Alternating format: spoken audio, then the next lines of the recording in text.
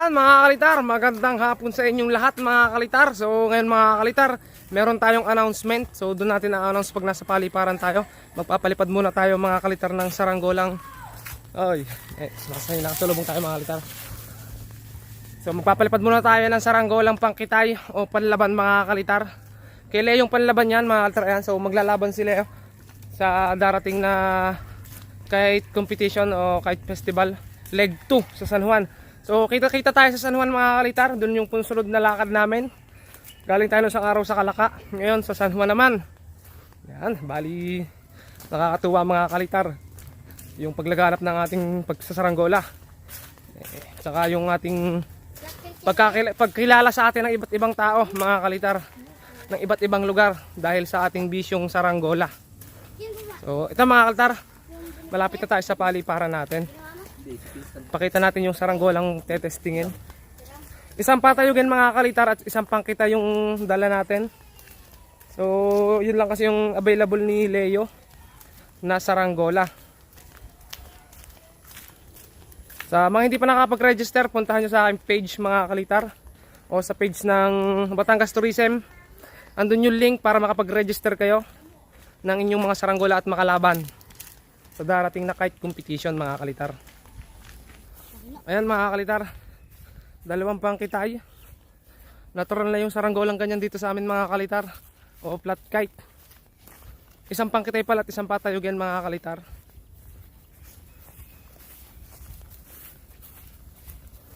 Papakita ko rin sa inyo yung pinagkaiba ng aming patayugin at pangkitay. Sobrang taas pa ng araw mga kalitar. Kita nyo ba yan? Tirik na tirik. Si Shano. Yan yung ating mga kasamang nagpapalipad mga kalitar. Si Shano. Tatawa-tawa mga kalitar si Shano.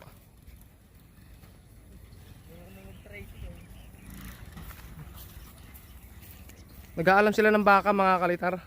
Daming baka niyan mga kalitar. Nasa 12.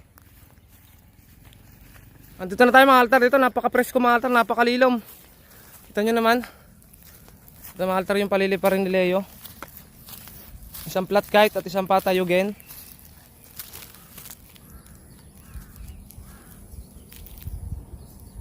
Mapapalaban sila yung mga kalitar sa darating na kite festival.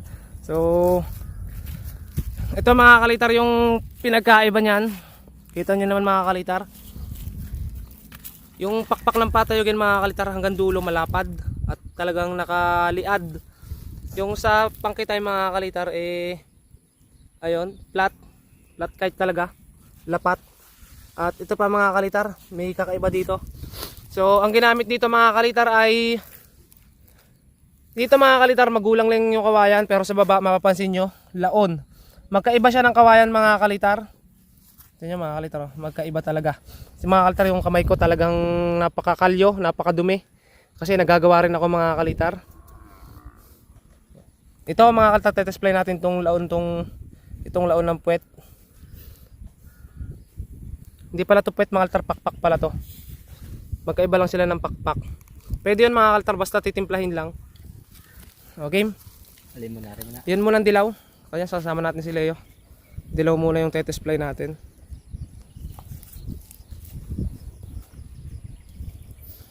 So size 120 yung gagamitin namin kasi wala pang available kaming ibang sukat ng tanse. Bibili pa kami ng 90 siguro, 90 or 80 pwede na dyan.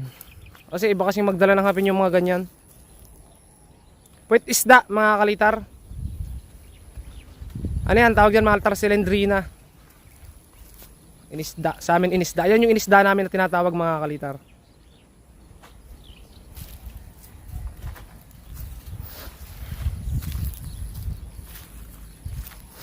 Ang ganda ng paligid mga kalitar. Ang ganda ng hangin.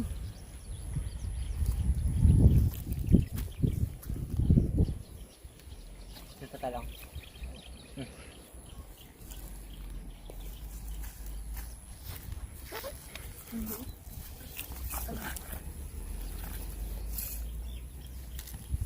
Lumayo ka na Leo. Mas gusto ng pangkita yung malayo ang talang.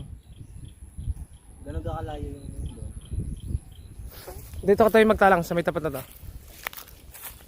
Ang talang kasi ng mga kalitar ng pangkitay iba sa normal na patayugan mga kalitar. Okay ba? Ang ano kasi nito, ang gusto nito, malayo mga kalitar yung talang. Hindi gaya ng mga patayog na kahit maano lang. Ako na pala magtatalang. Ayan mga kalitar. So ito yung pangkitay na tinatawag. Bakit ito yung tase? Ikaw na pala magtalang nito. Para ma-video natin. Hawakan mo na lang muna yan.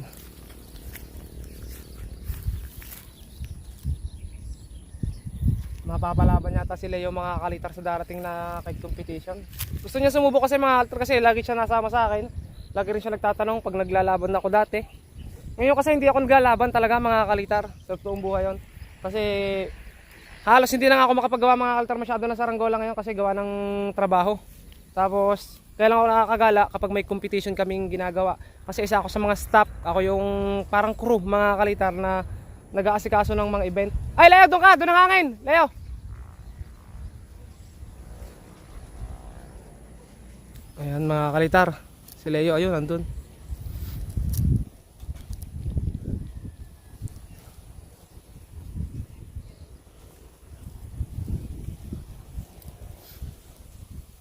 Ay, dyan na!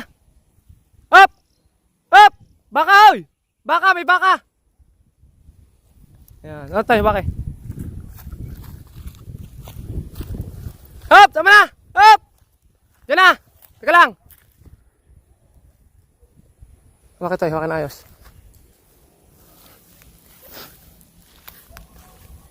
Gay!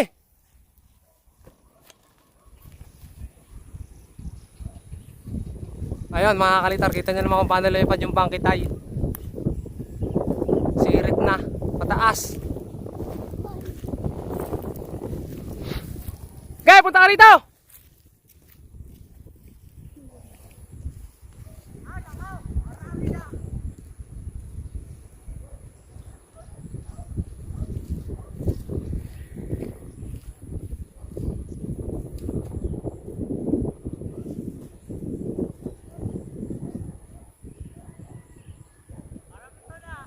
Ayan na. Ito yung mga altar oh, kayong tansi oh.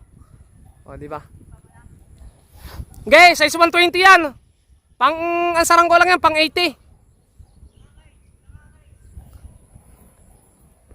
Ayun, kita nyo naman mga altar kung paano sumirit. Walang sumba yan mga altar, sadyang hindi kami Yan mga kalitar yan, saranggo lang yan. May tornilyo pa sa puwet yan.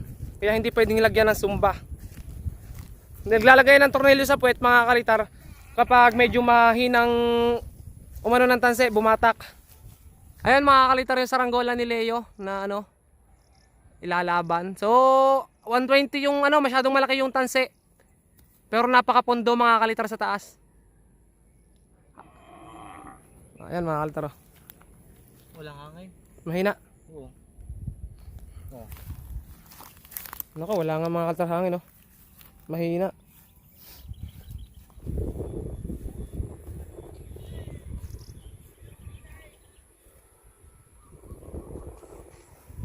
Okay. Ayan mga kalitar. Ibaba muna mga kalitar, magpapalit kami ng tanse. Kasi ito mga kalitar 120. 120 size nito oh, ang laki. Medyo malaki. Para sa saranggolang 'yon. Kumbaga tresplay lang namin mga kalitar sa mga malalaking tanse. Para habang wala pa kaming tanse, maalaman namin na yung saranggola, pwedeng magdala mga kalitar ng mas maliit. Mas maliit na tanse. Ha? Ang problema nito mga kalitar, pagbaba, sobrang hirap ibaba niyan. Madali naman siya ibaba. Kaso pag sumala ka, ang mangyayari mga kalitar, mababali. Pag nabali, ayun, repair. Okay, kaya mo yan. Dapat nung ka nagpabasa, madamo, ayun oh.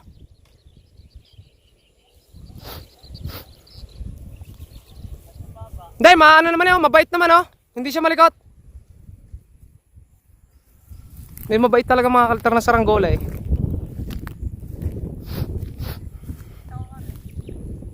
Huwag mong basta-basta bibitawan yan. Nagsasapay ang ganyan.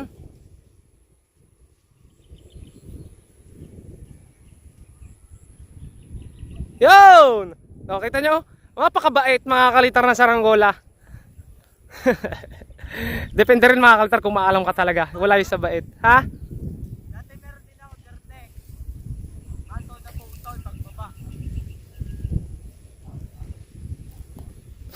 Tetestingin naman namin siya ngayon mga kalitar sa kite reel.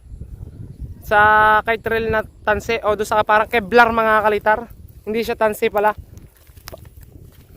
Ano siya, parang tali na nylon.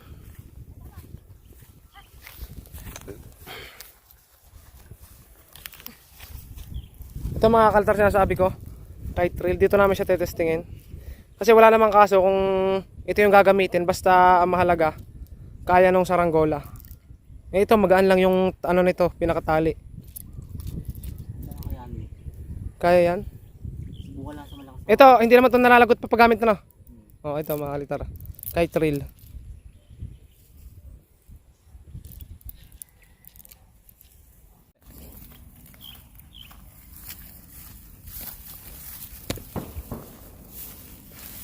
So ito mga kalitar ang gagamitin sa ngayon.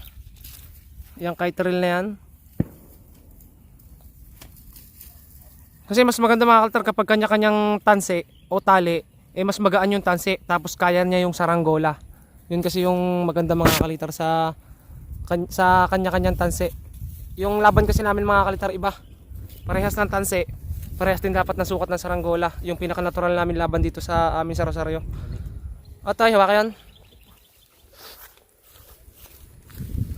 Kulit naman ng bakang to mga kalitar.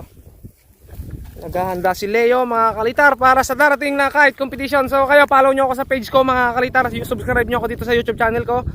Para ayun nga, maano kayo mga kalitar, ma-update kayo sa mga mangyayari pa sa ating paglalaban mga kalitar ng saranggola. Doon ka sa kabila doon. Ayan. Dito naman tayo mga kalitar sa harap.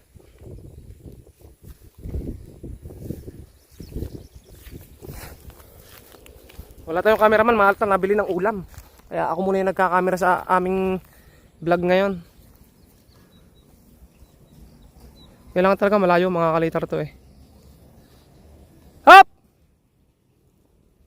Okay, layon mo pa pala! Iba kasi yung ano nito, lipad. Kailangan talaga malayuan. Tay, bagteng. Hop! Kawakay! Teka lang!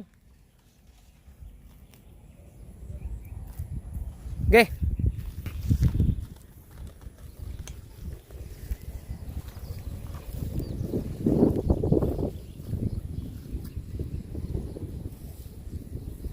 Kaya niya yung kite reel.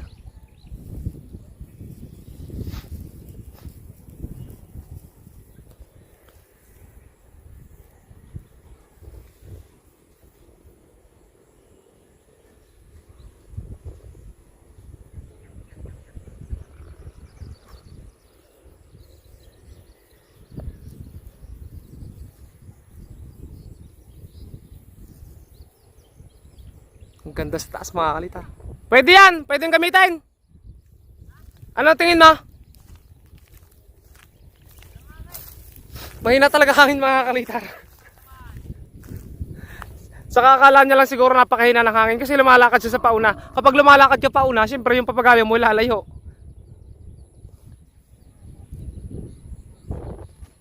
Okay, tatamahan na yan. Ha?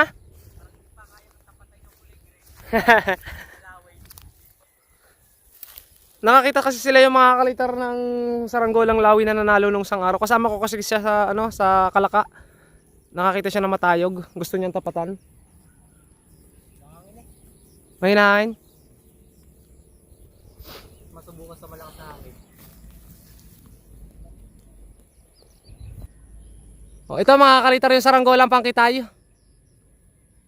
Kaya niya yung kite reel. Ito ang kite reel na to dadalhin natin pang ano lang. Pang suporta pag walang mahina yung hangin ito yung dadalhin.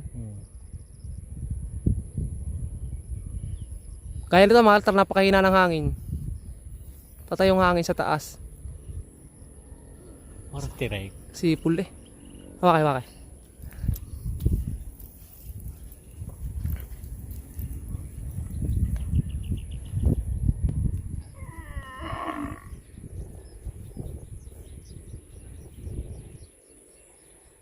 Matining, maganda lumipad. Yan.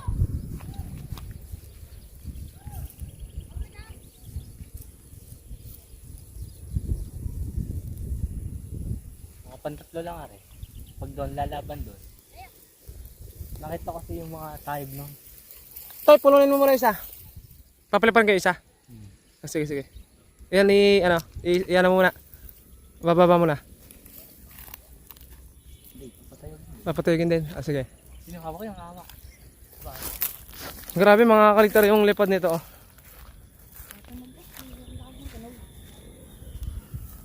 Ano pa pwede parang tumaas lalo? Ano naman mga kalitar, patayugin. Magsusubo kami ng patayugin mga kalitar. Patayugin at panlaban. Makakapitay lalo to. Ay di mamimili-mili ka kung alin lalaban mo. Sinasabitan mga kalitar ng baka. Ayun. Ako babangga sa tali. Nako, husay ka. Toy, layaw, layaw. Ayun, bumawi. O, ngayon lang tinesting mga kalitar. May konting lado mga kalitar. Oh.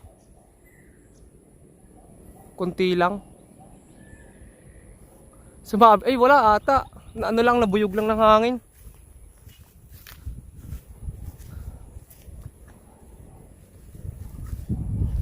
Magalit. Dini.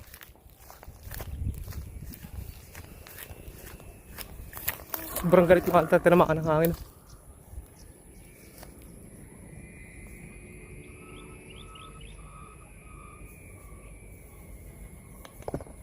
Blurred pala mga kalitar. Sorry. Dalawa na nasa taas mga kalitar. Yung isa bababa. Merong konting lado. Konting-konti lang. Konti lang kiling yan. Konti lang.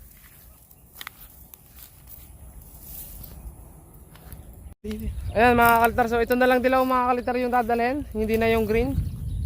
Kasi patayogin lang talaga yung green mga kalitar, sila yun lang ang gusto. Ito mga kalitar yung saranggola. Oh. Ito yung tansi ng saranggola. Oh.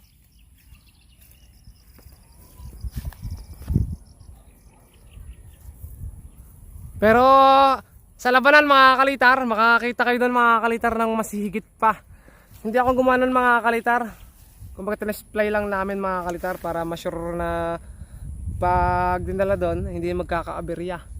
Sobrang tayog kasi mga kalitar ngayon ng saranggolang nila yung to. Ang problema nito sa labanan hindi lang iisa talaga ang matayog.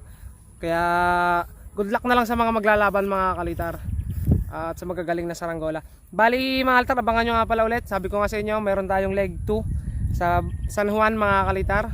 Doon tayo magkita-kita at hindi talaga ako nakapag-entry mga kalitar kasi bawal kami mag-entry kasi kami yung staff, kami yung nagpapalakad mga kalitar noon.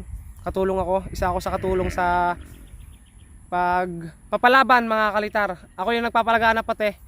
Kapag may event, ako yung nagpapalaganap ng mga ginagawa namin. Ako yung nagpapakita sa ibang tao na ganito yung tradisyon na ginagawa namin dito sa Batangas. Natin dito sa Batangas mga kalitar. Ayan, so bali kung gusto nyo nga pala makakita kung gusto nyo nga pala mga kalitar na makapag-register, taga Batangas mga kalitar, ayun, mag-register lang kayo, puntahan nyo yung mga kalitar ng group ng Batangas Tourism mga kalitar. Andun mga kalitar yung registration. So walang fee, walang bayad. Ang doon mga kalitar, ang pagsali. At ito pa mga kalitar, sa final mga kalitar ng sa leg 4, doon magiging maganda yung laban kasi meron tayong papremyo doon. May papremyo sila. Yan. May papremyo doon mga kalitar na 30k, 10k at saka 20k mga kalitar na prize. Sa champion, first at saka sa second mga kalitar.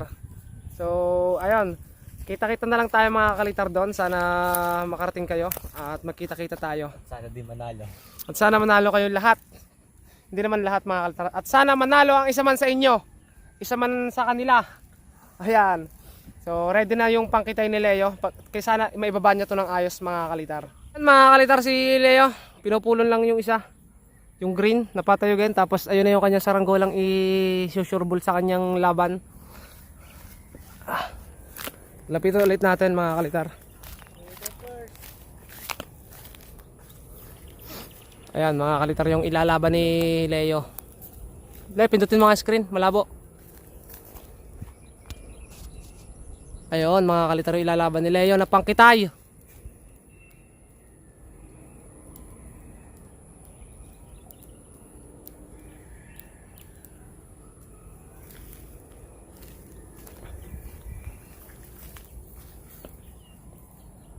Mga kalitar, ibaba lang ni Leo yung kanyang saranggola. Maya maya larga na rin tayo pa uwi. Para maituloy ko yung tutorial ko mga kalitar para sa mga baguhan dito sa ating YouTube channel na gustong matuto ng saranggola. Mga kalitar, ibaba na yung saranggola ni Leo. Ayan na yung kanyang pangkitay na mapapalaban si Leo mga kalitar sa darating na kite event. Salamat mga kalitar, hanggang dito na lang yung videos namin. Huwag nyo kalimutan mag-subscribe mga kalitar sa aking YouTube channel. At huwag nyo kalimutan i-click yung notification bell para ma-update kayo sa mga panibagong videos mga kalitar na gagawin namin mga kalitar. At ayan, subscribe mga kalitar.